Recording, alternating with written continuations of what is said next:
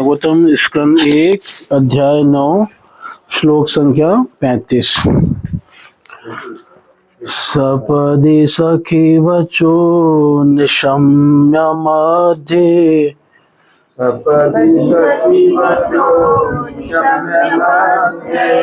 निज परयोर्बलयोरथं निवेश्य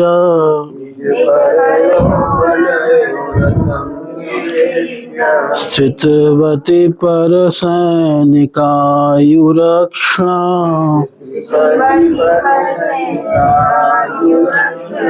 कृतवती पार्श्वसखीरतिर्ममास्तु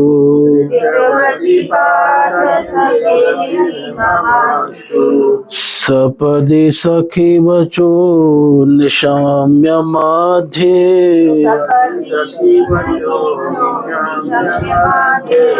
निज परयोर्बलयोरथं निवेश्य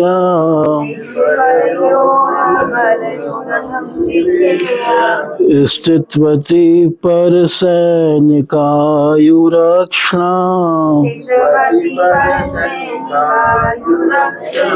कृतवती पार्श्वसखीरतिर्ममास्तु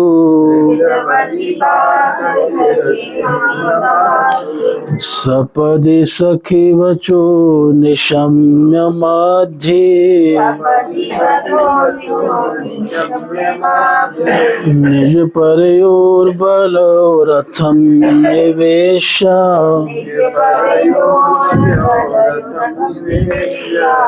स्थितवती परसैनिकायुरक्षणा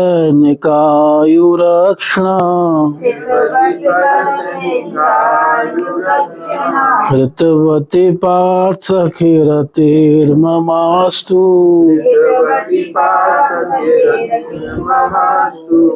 बोलिए। सपदि सखी वचो निशम्य मध्ये निज परयोर्बलयोरथं निवेश्य स्थितवती परसैनिकायुरक्षणा धृतवती पार्थ सखेरतिर्ममास्तु सपदि सखी वचो निशम्य मध्ये निज परयोर्बलयोरथं निवेश्य स्थितवती परसैनिकायुरक्षणा धृतवती पार्थ सखेरतिर्ममास्तु सपदि सखी वचो निशम्य मध्ये निज परयोर्बलयोरथं निवेश्य स्थितवती परसैनिकायुरक्षणा धृतवती पार्थ सखेरतिर्ममास्तु सपदि सखी वचो निशम्य मध्ये निज परयोर्बलयोरथं निवेश्य परसैनिकायुरक्षणा कृतवती पार्थ सखेरतिर्ममास्तु सपदि सखी वचो निशम्य मध्ये निज परयोर्बलयोरथं निवेश्य स्थितवती परसैनिकायुरक्षणा धृतवती पार्थ सखेरतिर्ममास्तु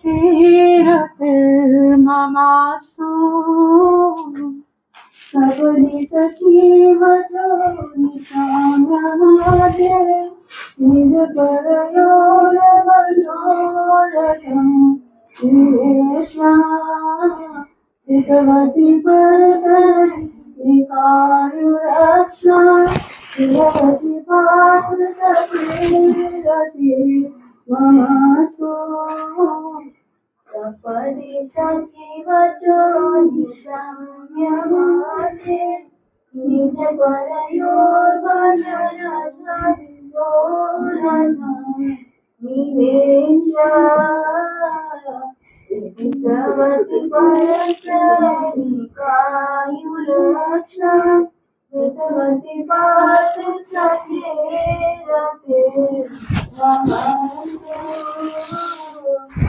सपदि सखी वचो निशम्य मध्ये निज परयोर्बलयोरथं निवेश्य स्थितवती परसैनिकायुरक्षणा हितवती पार्थ सखे रति ममस्तु। तो उसका शब्दार्थ, अनुवाद और तात्पर्य जगत गुरु श्रील प्रभुपाद महाराज जी के द्वारा। श्रील प्रभुपाद महाराज जी की अपने मित्र के आदेश का पालन करते हुए श्री भगवान श्री कृष्ण कुरुक्षेत्र के युद्ध स्थल में अर्जुन तथा दुर्योधन के सैनिकों के बीच प्रविष्ट हो गए और वहां स्थित होकर उन्होंने अपनी कृपा दृष्टि से विरोधी पक्ष की आयु क्षीण कर दी। यह सब शत्रु पर उनके दृष्टिपात करने मात्र से ही हो गया।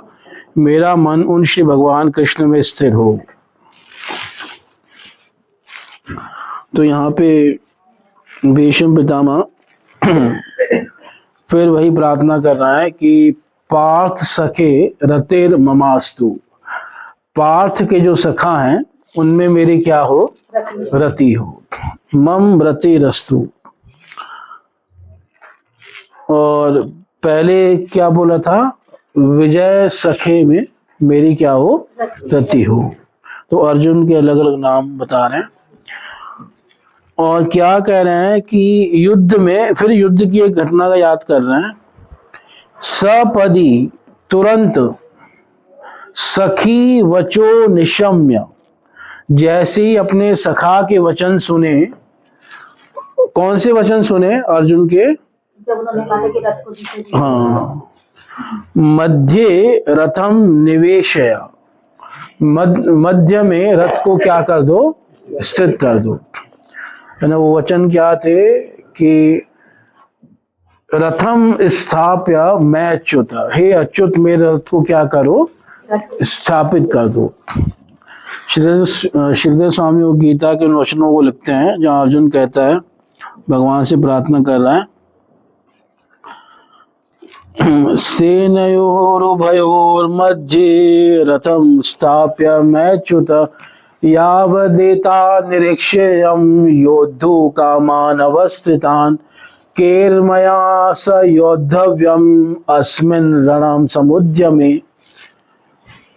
ये पहले अध्याय का श्लोक है गीता के, जहाँ भगवान से प्रार्थना कर रहा है अर्जुन। कह रहा है कि सेने और उभयोर मध्य रथम स्थाप्य मैं अच्युत, आप दोनों सेनाओं के मध्य में मेरा रथ स्थापित कर दीजिए। क्योंकि युद्ध भूमि बहुत बड़ी होती है और रथ जो है पांडवों का कहाँ था, अर्जुन का पांडवों की तरफ, और वो देखना चाहता है सबको कि कौन कौन आया है। तो इसलिए वो क्या प्रार्थना कर रहे हैं कि मेरे रथ को कहाँ ले जाइए, मध्य में ले जाइए।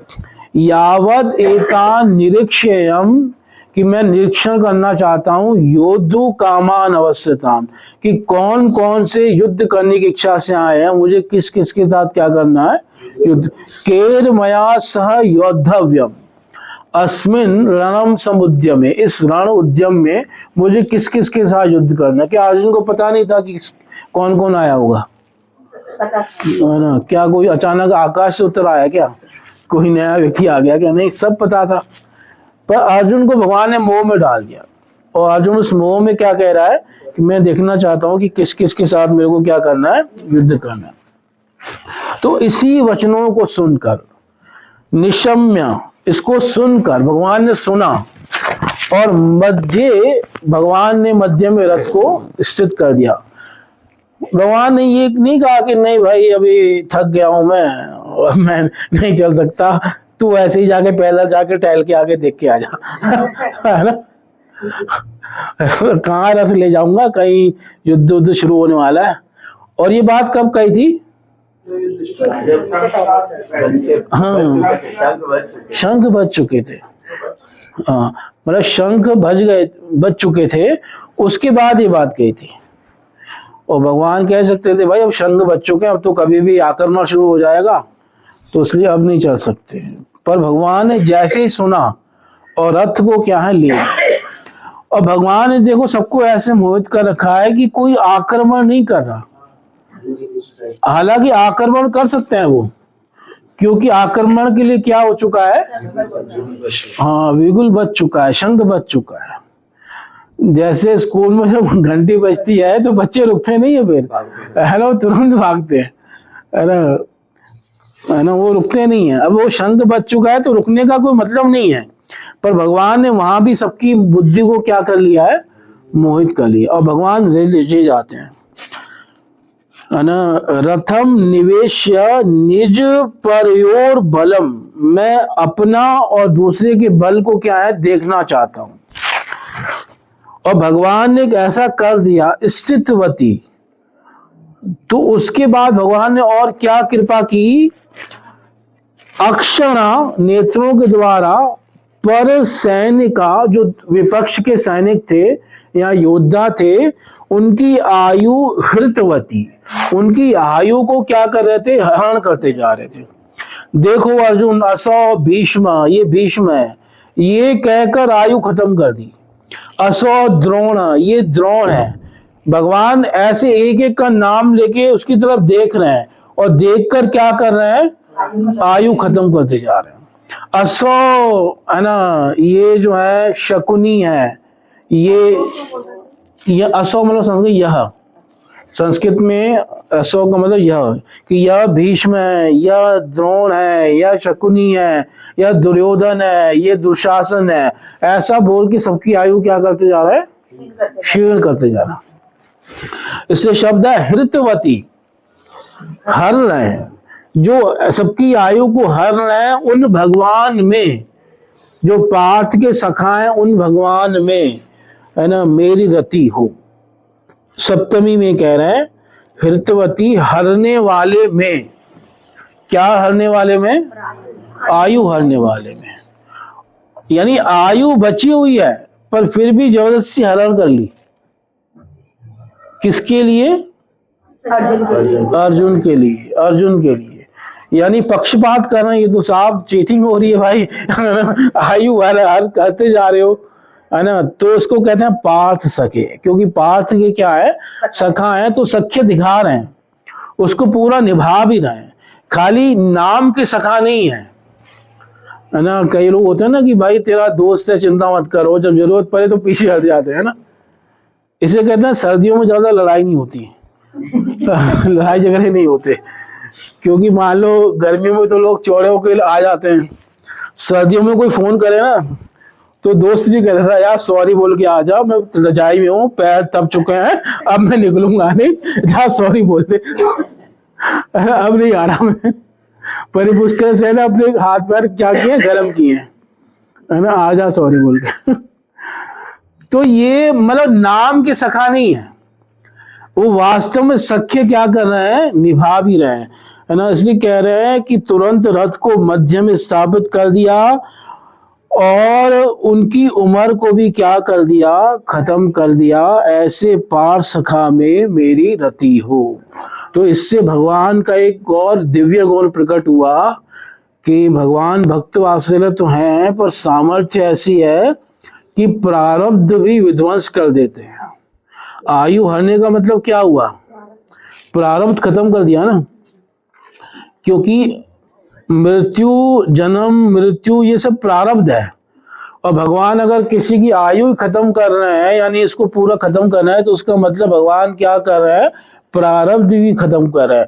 यानी भगवान भक्त के लिए भक्त का प्रारब्ध भी खत्म कर सकते हैं, और भक्त के विरोधी शत्रु का भी आयु रूपी जो प्रारब्ध है उसको भी क्या कर सकते हैं, खत्म कर सकते हैं। भगवान इतने समर्थवान हैं कि उन्होंने उसका प्रारब्ध,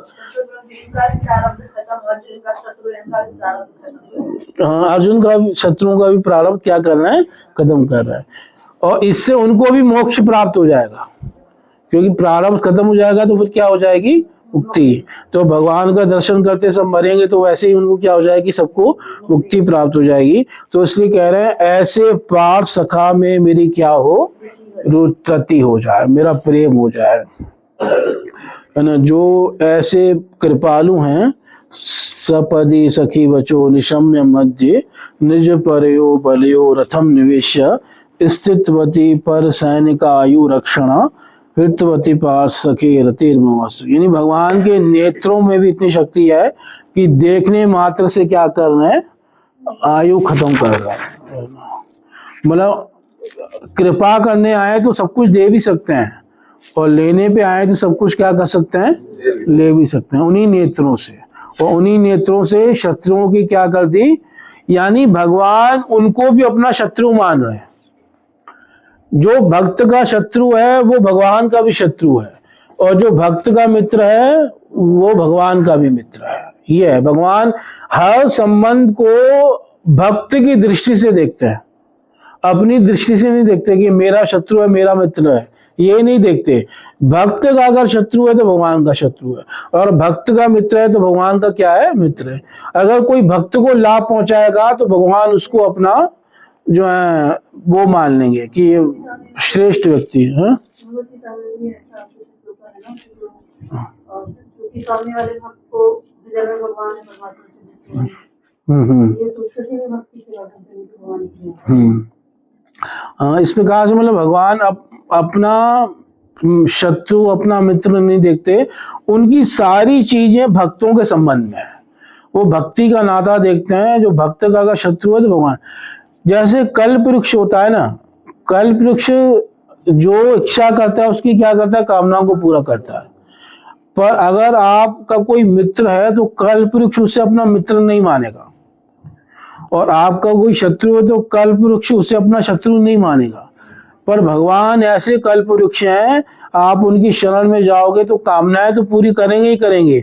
जो आपका मित्र है उसको अपना मित्र मान लेंगे, जो आपका शत्रु है उसको अपना क्या मान लेंगे, शत्रु मान लेंगे। तो इसलिए भगवान ने सबकी आयु क्या कर दी, खत्म कर दी, है ना।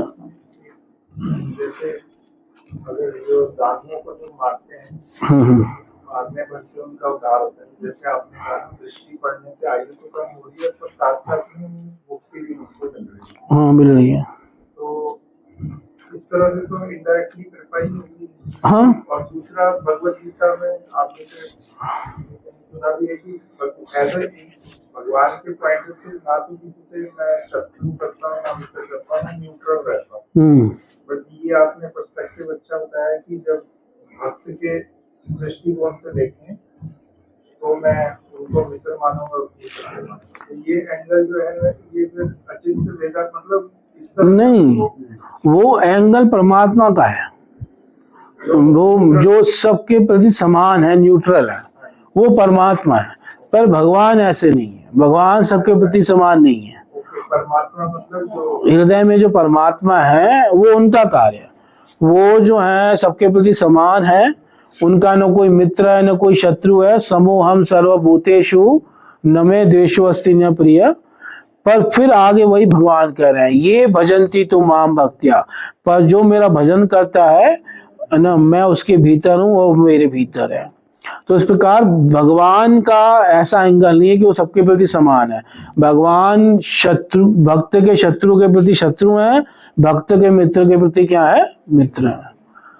परमात्मा का वो परमात्मा का एंगल है। और हम बात करें किसकी, भगवान की। अब भगवान ने, नरसिंह भगवान ने हिरण्यकशिपु को क्यों मारा,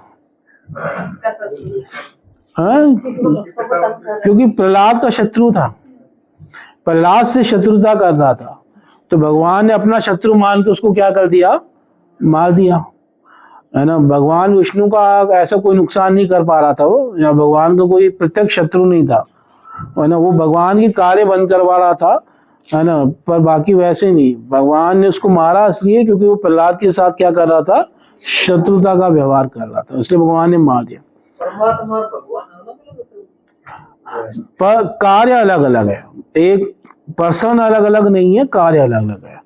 परमात्मा जैसे एक जज है, तो जज के रूप में सबके प्रति समान है कि नहीं है। उसके सामने जो सबूत जो होंगे, जो गवाह होंगे, उसके हिसाब से वो क्या करेगा, फैसला सुनाएगा।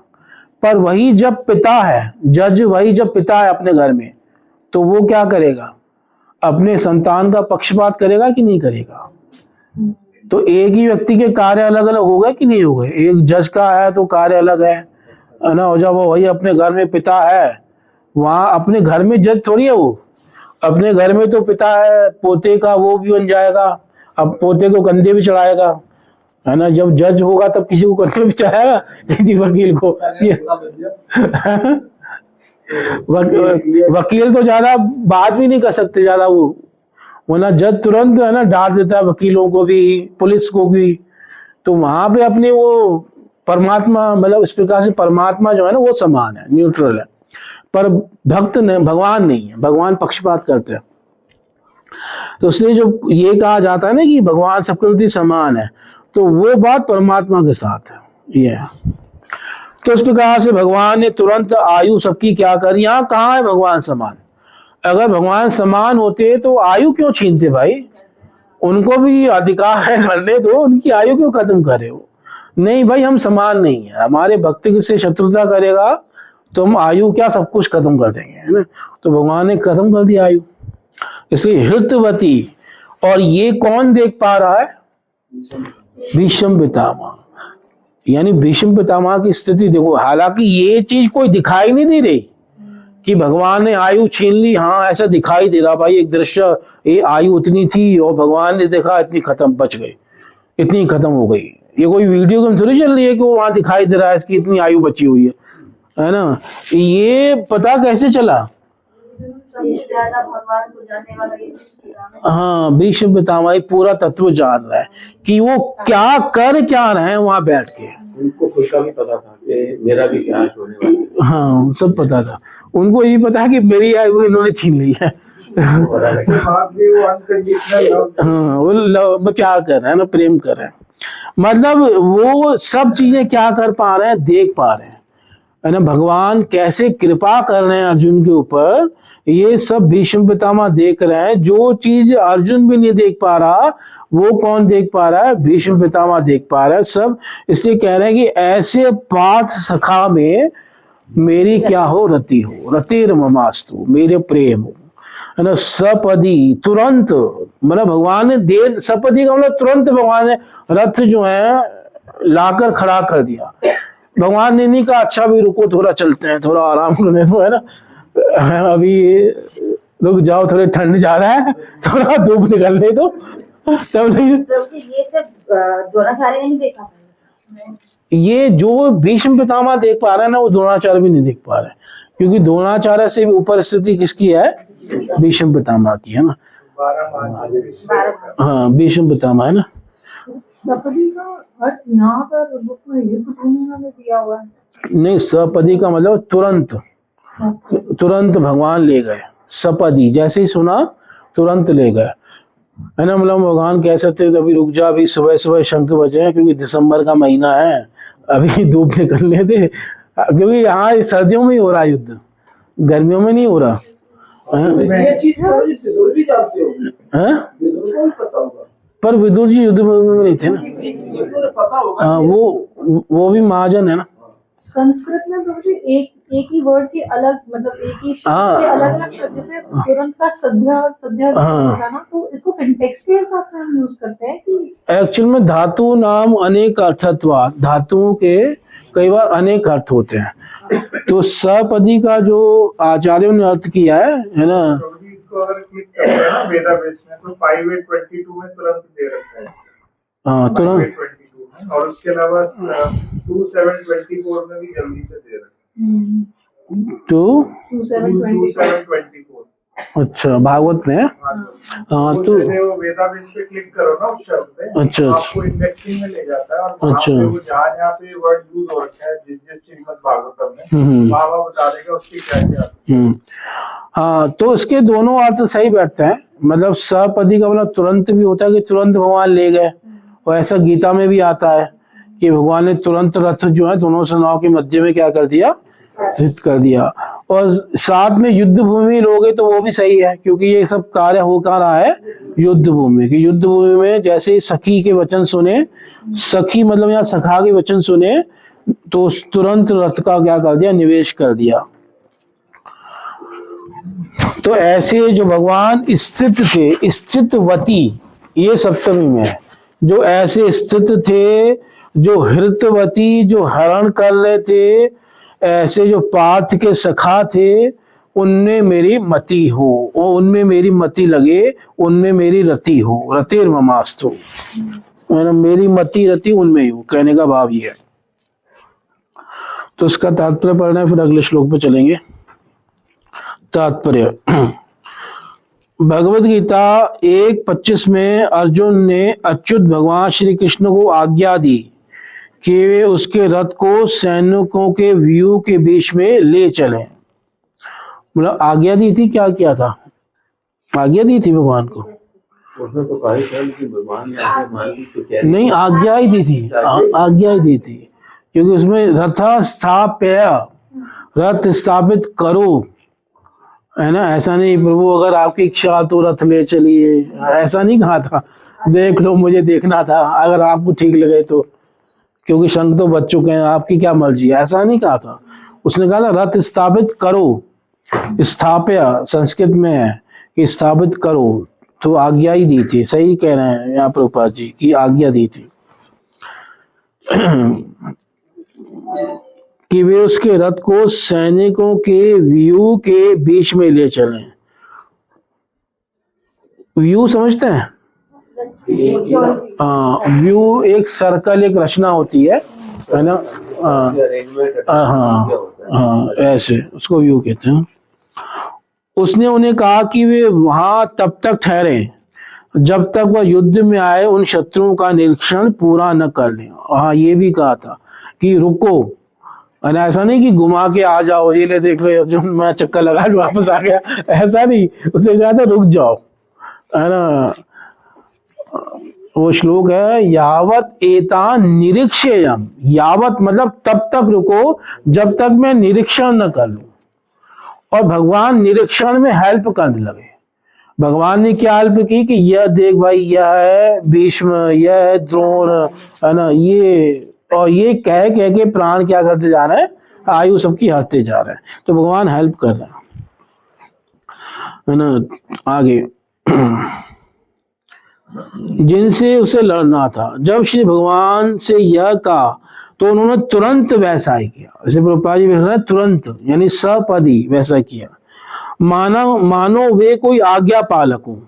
श्री भगवान ने विपक्षी दल के सभी महत्वपूर्ण व्यक्तियों की ओर संकेत करते हुए कहा कि ये रहे भीष्मदेव, ये रहे द्रोण। परम पुरुष होने के कारण श्री भगवान न तो किसी के आज्ञा पालक हैं, न संदेशवाहक हैं, चाहे वह जो भी हो, लेकिन अपने शुद्ध भक्तों पर हेतु की कृपा तथा वत्सलता के कारण कभी कभी वे अपने भक्त के आदेश का पालन एक तत्पर दास की तरह करते हैं। इसे भगवान ने तुरंत स्थापित किया, इसी को कह तत्पर। अपने भक्त का आदेश पालन करते हुए उसी प्रकार प्रसन्न होते हैं जिस प्रकार पिता अपने नन्हे बालक के आदेश को पूरा करने में प्रसन्न होता है, पूरा करने से प्रसन्न होता है।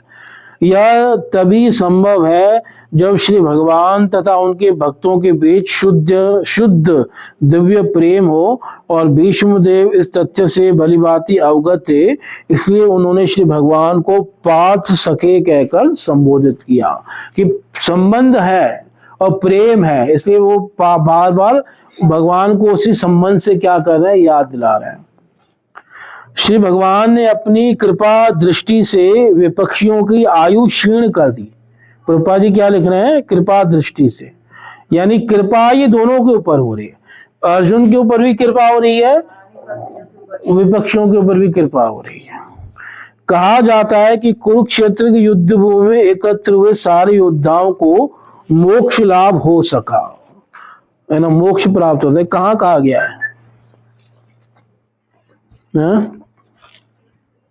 ये यहीं पे कहा, भीष्म पितामह ने कहा है।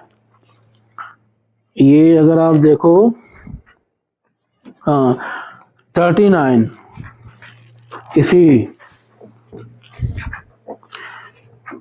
विजय रथ कुटुंब आततोत्रे धृत है रश्मिनी तश्रिय ईक्षणीय भगवती रतिरस्तु मैं मुमूर्षो यम हि निरीक्ष हता गता स्वरूपम। जिनको देखकर निरीक्ष, यम इह निरीक्ष, जिनको यहाँ देखकर हता जो मारे गए, वो सबका क्या हुआ, गता स्वरूपम, वो अपने सब स्वरूप को प्राप्त हुए, यानी सब कहाँ चले गए, भगवान के धाम में चले गए। और ऐसा उद्धव जी ने भी कहा है तीसरे स्कंद में, ऐसा कई जगह भागवत में कहा गया है। मतलब मोक्ष के लिए ज्यादा भगवान के नाम में चले, हाँ वो वाला नहीं है। हाँ, नहीं नहीं, भगवान सारूप में मुक्ति प्राप्त हो गई, क्योंकि भगवान सब भगवान का रूप देख रहे हैं, रूप का दर्शन कर रहे हैं ना, तो सबको सारूप में मुक्ति प्राप्त हो गई। और ये भगवान कृपा करके सबकी आयु हरण है, ये बात अर्जुन ने भी कही है। अगर आप पहले स्कंद का 15वां अध्याय निकालो, तो वहां अर्जुन जब भगवान को याद कर रहा है, जब भगवान कृष्ण यहाँ से चले गए अपने धाम में, तो वो याद कर रहा है।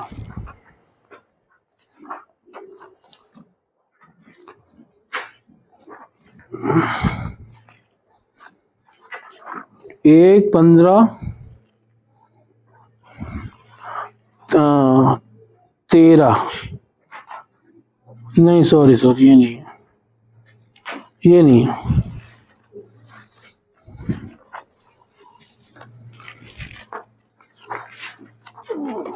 ये बहुत सारे श्लोक अर्जुन ने बोले। 17 हाँ, एक तो 17 है, 17 में वो याद कर रहा है भगवान की कृपा को।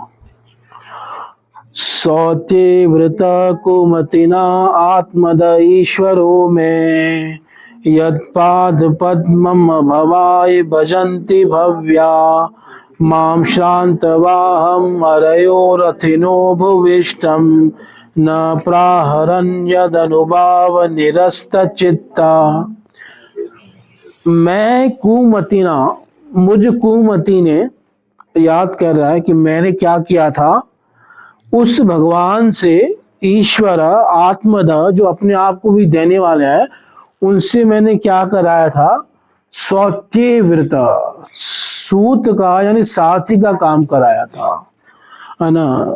किन भगवान से, यद पाद पद्मम अभवाय भजन्ति भव्या, भव्या जो समझदार लोग हैं, जो भव्य है ना, अभवाय संसार से निकलने के लिए जिनके चरण कमलों का क्या करते हैं, भजन करते हैं। यद पाद पद्मम, यस्य पाद पद्मम भजन्ति, और कस्मात् हेतु भजन्ति, तो कह रहे हैं अभवाय, संसार सागर से निकलने के लिए। तो उन्होंने कैसी कृपा की थी, माम श्रांत वाहम, जब मेरे रथ के अश्व थक जाते थे, तो मैं भूविष्टम, मैं पृथ्वी पे क्या हो जाता था, खड़ा हो जाता था, रथिनो भूविष्टम, और अरय ना प्राहरन, और उस समय मेरे शत्रु मेरे ऊपर आक्रमण नहीं करते थे, कोई मेरे ऊपर बाण नहीं चलाता था। क्यों नहीं चलाते थे, क्योंकि यद अनुभाव निरस्त चित्ता, जिनके प्रभाव से क्या हो गया था, सबके चित्त क्या हो चुके थे, निरस्त हो चुके थे। यानी किसी को पता ही नहीं चलता था कि अर्जुन के ऊपर क्या करना है, आक्रमण भी करना है, सब मोहित हो जाते थे। तो भगवान ने बड़ी कृपा की, ऐसे ही भगवान ने सबकी उम्र भी खींच ली और सबका युद्ध का उत्साह भी खींच लिया था, है ना, उनका हृदय भी खींच लिया, उनके युद्ध का उत्साह भी खींच लिया। इतना अर्जुन के ऊपर कृपा की थी कि कोई प्रहार नहीं करता था अर्जुन के ऊपर कभी। अर्जुन कई बार रथ से उतर आता था, पर किसी की हिम्मत नहीं थी कि अर्जुन के ऊपर कोई क्या करे, आक्रमण करे, कोई नहीं करता था। तो इस प्रकार से भगवान ने कई ऐसी कृपा की।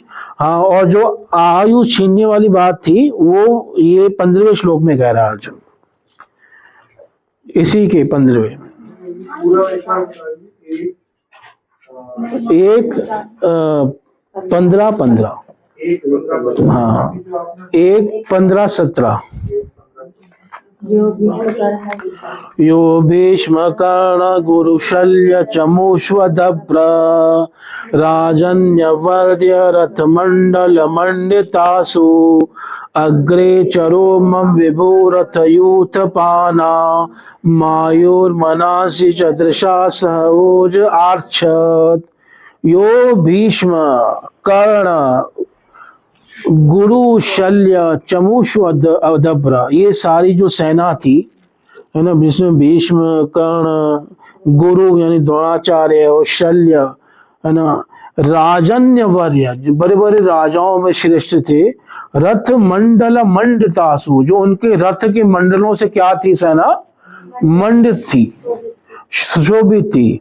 पर मम अग्रचरो, मेरे जो आगे चल रहे थे, अर्जुन के आगे कौन थे, भगवान। विभो, वो विभु रथ यूथपानाम, वो जो रथ के बड़े बड़े यूथप थे, यानी बड़े बड़े महारथी थे, उनकी उनके आयु को छीन लिया।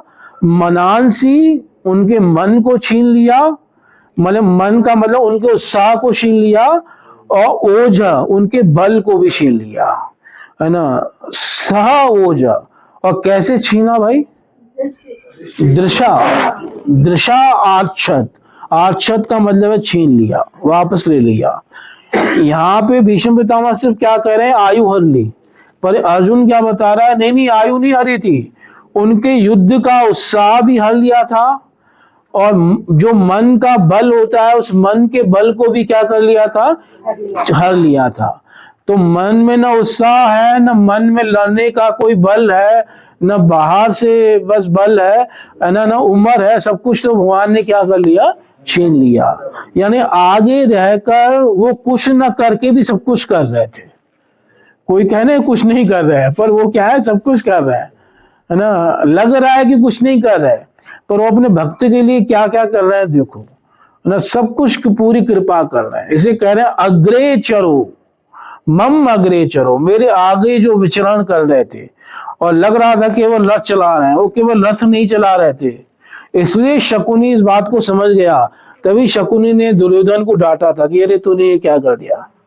दुर्योधन तो मूर्ख था, वो खुश हो गया था कि हमें क्या मिल गया, एक अक्षौणी सेना मिल गई न। भगवान ने जब दोनों गए थे भगवान के पास, दुर्योधन भी गया था और अर्जुन भी गया।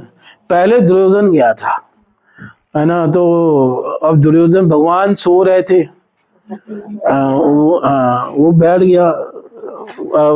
कई आचार्य लिखते हैं कि भगवान को पता चला दुर्योधन आया है, तो जानबूझ के सोने का बहाना करके सो गए है ना। नहीं, पर भगवान सोए थे, सच में सो रहे थे। तो बैठ गया, और अर्जुन भी आया, तो अर्जुन कहाँ बैठे, चरणों के पास। तो भगवान ने पहले अर्जुन को देखा, तो भगवान ने कहा, दोनों का स्वागत किया, और फिर अर्जुन को कहा कि तुम मांगो, है ना। पहले भगवान ने अर्जुन को चांस दिया, और भगवान ने दो ऑप्शन रखे कि एक तरफ मेरी एक अक्षौणी नारायणी सेना है, और एक तरफ मैं अकेला हूं, हाँ, मैं अस्त्र शस्त्र धारण नहीं करूंगा। तो अब दुर्योधन सोच गया कि अर्जुन तो भाई अक्षौणी जो है नारायणी सेना चुनेगा, पर अर्जुन ने क्या चुना, कृष्ण को चुना। तो दुर्योधन मन में बड़ा खुश हुआ कि बहुत मूर्ख व्यक्ति है, अगर जब ये अस्त्र शस्त्र नहीं उठाएंगे इनका फायदा क्या। पर उसे पता नहीं था इनका फायदा ये है बिना अस्त्र शस्त्र उठा के भी ये सबकी आयु क्या कर रहे हैं, खत्म कर रहे हैं। तो पर अर्जुन ने भगवान को चुना, और दुर्योधन ने जो है एक अक्षौणी सेना चुनी। तो शकुनी को जब ये बात बताई, तो शकुनी ने भाई डांटा था कि तूने क्या कर दिया।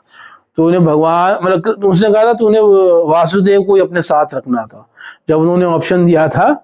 तो है ना, शकुनी ने इस बात का जो है समर्थन नहीं किया। तो मतलब उसे उन्हें ये पता था कि ये गेम घुमा देंगे, जैसे इधर ये गेम घुमाने वाला था ना तो उधर भगवान कृष्ण थे। हाँ, वो छल करने वाला पहचान था।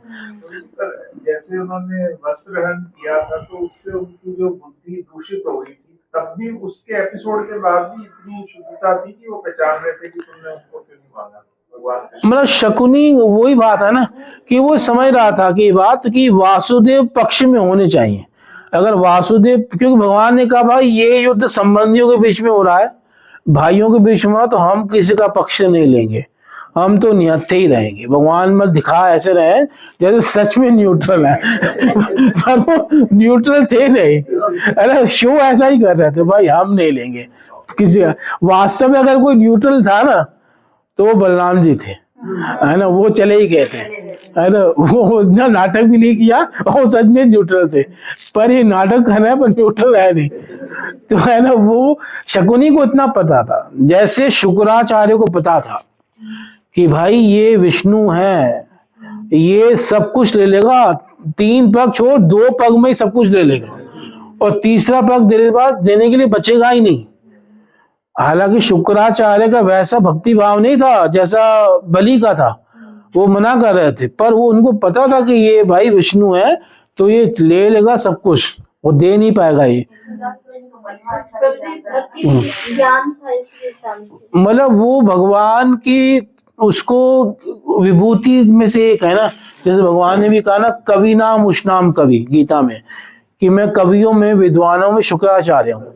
तो भगवान की विद्वता, मतलब भगवान की महिमा को जानते थे कि विष्णु में सब कुछ कर सकते हैं, और इसको समझ नहीं आ रहा, तो वो पहचान गए थे। तो इसलिए कई बार पहचान लेते हैं कई लोग। तो शकुनी इतना समझ गया था कि वासुदेव जिधर रहेंगे ना, ये हाँ जीत उन्हीं की होगी, ये पूरी गेम घुमा देंगे, ये पागल आदमी है ना, जिसमें बल होता है ना अकल नहीं होती, तो ये ऐसा ही है दुर्योधन, है ना, ये मूर्खता वाला सौदा करके आया है, ये अपने आप को बड़ा वो समझ रहा है। तो लड़ाई ये होनी चाहिए दुर्योधन का है, ना कि पांडव का है। जब वो मीटिंग हुई उनकी वो क्या नाम है, जिस राज्य में एक साल गुजारा था, अज्ञातवास। तो वहाँ ये कह रहे थे हम लड़ाई करेंगे, तो कृष्ण कह रहे थे कि तुम अपने सर क्यों ले रहे हो, क्यों नहीं के सराहने की। वहाँ भी उन्होंने बताया वो शांति दूत बन के गए थे, 5 गांव मांगे थे, और दुर्योधन की बुद्धि अंदर से फैलती थी, तो कह रहा था 5 गांव छोड़ो, सुई की नोक जितनी भूमि भी मैं नहीं दूंगा, इस प्रकार से। एक चीज इसमें आपने बृहस्पति जी का बताया ना, जिनको था ज्ञान, शुक्राचार्य, तो वो ज्ञान था, फिर भी जो है वो भक्ति एलिमेंट मिसिंग था उसमें, तो यानी कि आपको वही, अब इसको थोड़ा एक्सप्लेन कीजिए। मतलब थोड़ा कई बार ऐसा होता है कि जैसे बलि महाराज के अंदर जो समर्पण था भगवान वामन के प्रति, वो सब कुछ देना चाहते थे, तो वैसा भाव शुक्राचार्य थोड़ा उनका हित सोच रहे थे, पर शुक्राचार्य के अंदर वैसा भाव नहीं था। हालांकि वो भी भगवान के प्रति भक्ति भाव वाले हैं, पर वैसी अकिंचन भक्ति भाव वाले नहीं है कि भगवान को सब कुछ दे के वो हो जाए, वो ऐसे भाव नहीं था। तो इसलिए वो कह रहे, मतलब है कि पूरा तत्व से जान रहे थे कि हाँ, सब कुछ, ये भी बाद भी जो है उन्होंने वो नहीं, हाँ, वो रोकने में आश्चर्य हो रहा है। ऐसा होता था। भगवान दुर्योधन के सामने कृष्ण कई बार गरुड़ जी के ऊपर बैठकर आते थे, और दुर्योधन ने देखा कि कहा किसके ऊपर बैठ के आ रहे हैं, तो गरुड़ जी पे कौन बैठेगा, भगवान ही बैठेंगे ना, विष्णु। तो पता चला कि विष्णु ही है साक्षात। तो फिर भी वो जो है नहीं, उनकी प्रति क्या हो पा रहा था, समर्पित नहीं हो पा रहा था। यहाँ पे फिर माया का जो आवरण शक्ति है, आवरणात्मक का हाँ, मतलब काम कर रहे हैं। हाँ, भगवान के द्वारा ऐसी व्यवस्था थी, यहाँ उसकी इतना द्वेष था, यहाँ वो मतलब इससे था कि वो देख कर भी वो चीज स्वीकार नहीं कर पा रहा था। कई बार ज्ञान होते हुए भी वो चीज क्या होती, स्वीकार नहीं कर पाते कई लोग, ऐसा होता है। यहाँ क्वेश्चन और उठ सकता है, जैसे भगवान है, अगर जैसे पार्श्वनी होती है, अगर किसी लगा दो सोना बन जाता है, तो भगवान तो कोई अगर देख लेता तो शुक्र तो उनको देखने मात्र से हो जाता है, लेकिन वहां तो कृपा भगवान कर रहे हैं अर्जुन पे, इसीलिए उसकी बुद्धि ऐसी घुमाई जा रही है। क्योंकि वो भक्तों से द्वेष कर रहा है ना, भगवान इस चीज को नहीं सहन कर पाते। अगर आप भक्तों से द्वेष करोगे तो भगवान की पूजा भी करोगे, आरती भी करोगे, भगवान उसको स्वीकार नहीं करेंगे। इसलिए आपको भगवान की भक्ति के साथ साथ भक्तों की भी भक्ति करनी पड़ेगी। आप सोचो कि भक्तों से द्वेष कर लेंगे और भगवान की सेवा कर लेंगे तो भगवान नहीं स्वीकार करेंगे, सीधी सी बात यह है। अर्जुन भक्तों से द्वेष कर रहा था, इसलिए अब भीष्म पितामह बार बार भगवान को किससे याद कर रहे हैं, भक्त से याद कर रहे हैं कि पार सखा, ये सखा ना, ये थोड़ी कह रहे कि मेरे सखा, मेरे प्रभु, ये अर्जुन करो हटाओ, हमारा आपसे संबंध है, ये अर्जुन तो बीच में आ गया, ऐसा थोड़ी कह रहे हैं। वो हर जगह किसको याद कर रहे हैं, पार्थ को या युधिष्ठिर को याद कर रहे हैं, है ना। कहा ना कि युधिष्ठिर के ऊपर कृपा करने के कारण मैं उनके कुल का हूं, तब ये मेरे पास आए, हाँ, ये नहीं कहा कि मेरे पास आए हैं, ये नहीं, युधिष्ठिर का कुल का हूं मैं, इसलिए मेरे पास है। तो भक्तों को बीच में लेकर जब भगवान से संबंध जोड़ोगे तब भगवान कृपा करेंगे। शुक्राचार्य की आवाज डैमेज करने का क्या कसूर है? वो क्योंकि उसमें चले गए थे ना, जल जब वो संकल्प कर रहे थे तो वहां रोक दिया था, तो भगवान ने कहा कुछ कचरा फंस गया, उसको दूर करता। तो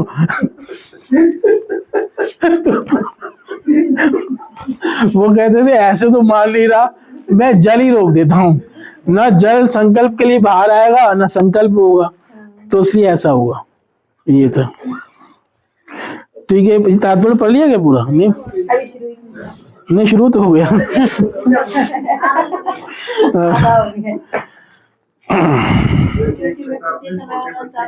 हाँ,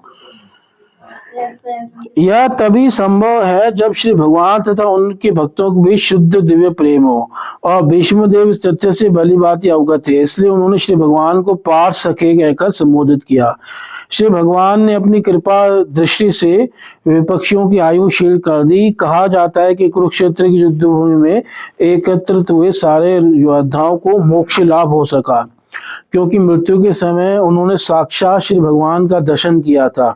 अतएव अर्जुन के शत्रुओं की आयु क्षीण करने का अर्थ यह नहीं है कि भगवान श्री कृष्ण अर्जुन का पक्ष ले रहे थे, वस्तुतः विपक्षियों पर कृपालु थे, उनके ऊपर भी कृपा थी। क्योंकि यदि वे सामान्य तौर पर घर में मरे होते तो उन्हें मोक्ष लाभ न हुआ होता। यहाँ उन्हें मृत्यु के समय श्री भगवान के दर्शन करने का तथा भौतिक जीवन से मुक्ति पाने का अवसर मिला था। यानी घर में अगर कैंसर वगैरह से मरे होते या किसी बीमारी से, तब थोड़ी मुक्ति होती ना, वैसे ही मरे होते। तो यहाँ तो भगवान के दर्शन से मरे हैं तो उनको मुक्ति प्राप्त हुई। आगे यहाँ उन्हें मृत्यु के समय श्री भगवान के दर्शन करते तो भौतिक जीवन से मुक्ति पाने का अवसर मिला था। अतएव श्री भगवान सर्व मंगलमय है और वे जो कुछ करते हैं वह सबकी भलाई के लिए होता है। ऊपर से यह सब उनके लिए घनिष्ठ मित्र अर्जुन की विजय के लिए प्रतीत हो रहा था, लेकिन वास्तविक रूप में यह अर्जुन के शत्रुओं की भलाई के लिए था। ऐसे हैं श्री भगवान के दिव्य कार्यकलाप, और जो भी उन्हें समझता है वह भी इस भौतिक शरीर को त्याग करने के उपरांत मोक्ष प्राप्त करता है। श्री भगवान किसी भी हालत में कोई गलती नहीं करते, क्योंकि वो परम पूर्ण है और सर्वदा सबके लिए मंगलमय है। यानी वो सबके लिए मंगल ही करते हैं, है ना। पर यह है कि दुष्टों को, विपक्षियों को मार के मंगल करते हैं और भक्तों को गले लगाकर मंगल करते हैं। ये है ना। पूतना आदि को मारते ही हैं, हिरण्यकशिपु आदि को मारते ही हैं और मार करके उनका मंगल करता है। पर प्रहलाद आदि को, हनुमान आदि को क्या करते हैं? गले से लगाते हैं। तो जो कृपा उनके ऊपर होती है वो विपक्षियों के ऊपर नहीं होती। पर हाँ, क्योंकि वो सर्व मंगलमय है तो उनके संपर्क में कोई जैसे भी आए उसका क्या होता है? मंगल तो होता ही है ना। जब आप मंगल के संपर्क में आओगे तो मंगल होगा ही होगा। तो भगवान ऐसे परम पवित्र हैं, उनके संपर्क में जो भी आता है वो क्या हो जाता है? परम पवित्र हो जाता है, उसका मंगल होता है। तो इस प्रकार सबका उद्धार हुआ। इसलिए भगवान है ना, किसी के साथ बुरा भी नहीं करते, सबको अपने अपने कर्मों का क्या देते हैं? फल देते हैं। पर भक्तों के ऊपर विशेष क्या होती है? कृपा होती है। जैसे भगवान ने देखो अमृत किसको पिलाया? देवताओं को ही पिलाया ना, दैत्यों को तो नहीं पिलाया ना। उनको छला ना, भगवान ने कपट किया ना उनके साथ, है ना। मोहिनी के रूप में आए उनके सामने, हालांकि वो अमृत छीन के ले गए थे और वो चाहते तो आपस में लड़ाई झगड़ा नहीं करते, तो अमृत वो पी सकते थे आराम से। वो आपस में क्या लड़ने झगड़ने लगे। फिर भगवान आए मोहिनी के रूप में और भगवान ने सबको क्या कर लिया? मोहित कर लिया। और उन्होंने वो अमृत का कलश ही भगवान मोहिनी को दे दिया कि हम आपस में लड़ रहे हैं तो आप हमारा फैसला करो और जो आप करोगी हमें क्या होगा? स्वीकार होगा। तो भगवान ने कहा ठीक है, मैं अमृत सबको जो है पिलाऊंगी तुम सबको। पहले भगवान ने कहा मेरे ऊपर विश्वास मत करो, तो उन्होंने कहा नहीं नहीं, हाँ भगवान कि हमारे जैसे स्त्रियों पे विश्वास नहीं करना चाहिए। भगवान ने उस समय स्त्री के रूप में थे ना, तो हम तो चंचल स्त्री हैं, कभी इधर कभी उधर, तो हमारे पर क्यों विश्वास कर रहे हो? तो कह रहे नहीं नहीं, हमें आप पे पूरा विश्वास है। फिर भी कह रहे हैं कि हाँ। आपका विश्वास है। हाँ, तो उन्होंने कहा आप गलत नहीं कर सकते हैं। वो ऐसे बोलते ना, तुम गलत नहीं कर सकती है ना, तो तुम जो फैसला करोगे हमें मंजूर होगा। तो भगवान ने कहा ठीक है, कल अमृत पिलाएंगे, कल सुबह सब नहा धो के आना, है ना, व्रत रखना। तो सब दैत्य तैयार होके अपना शेविंग करके जा रहे आए थे कि आज अमृत पीने को मिलेगा। और वो देख रहे हैं कि मोहिनी क्या है, गलत कर रही है, वो देवताओं को पिला रही है, वो हमारे को बस ऐसी पागल बना के जा रही है। तो कोई बोल नहीं रहा था, क्योंकि मोहिनी को कोई नाराज नहीं करना चाहता था, है ना, कि मोहिनी से मतलब पंगा नहीं लेना, मोहिनी को नाराज नहीं करना। तो कोई बोल नहीं रहा, क्योंकि फिर स्त्री से विवाद भी नहीं करना चाहते थे कि स्त्री से विवाद करे, लड़ाई करे, वो भी सही नहीं है। उन्होंने कुछ बोला नहीं, वो सहन कर लेंगे, पर मोहिनी से लड़ाई सहन नहीं होगा ना। तो इस प्रकार से भगवान ने पर अमृत पिलाया किसको? अपने भक्तों को। कहने का भाव ये, तो भगवान अपने भक्तों का पक्ष लेते हैं, कई बार छल भी करते हैं, कई बार कपट भी करते हैं, पर उनके सबसे पहले कौन है? उनके लिए उनका भक्त है। तो इस प्रकार से भगवान यहाँ अर्जुन के लिए सबकी आयु को क्या कर रहे हैं? हरण कर रहे हैं। वो भीष्म पितामह उस दृश्य को याद कर रहे हैं, मतलब भीष्म पितामह उन्हीं दृश्यों को याद कर रहे हैं जो उन्होंने अभी अभी क्या है देखे हैं सब, तो उनको सबको याद कर रहे हैं। ठीक है, हरे कृष्ण। एक और जो ये पूरा महाभारत को देख रहा था, जिसका गला काटने बर्बरी। हाँ हाँ, हनुमान जी ने भी देखा, बर्बरी ने भी देखा। हाँ,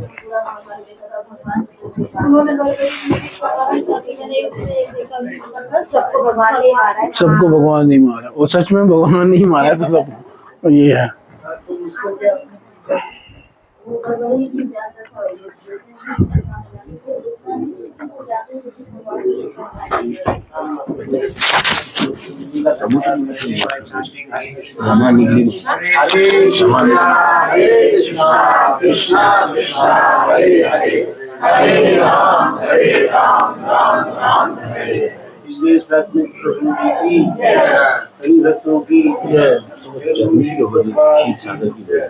विष्णु से देखा, वो बंद है और साथ में लिख रहे विष्णु।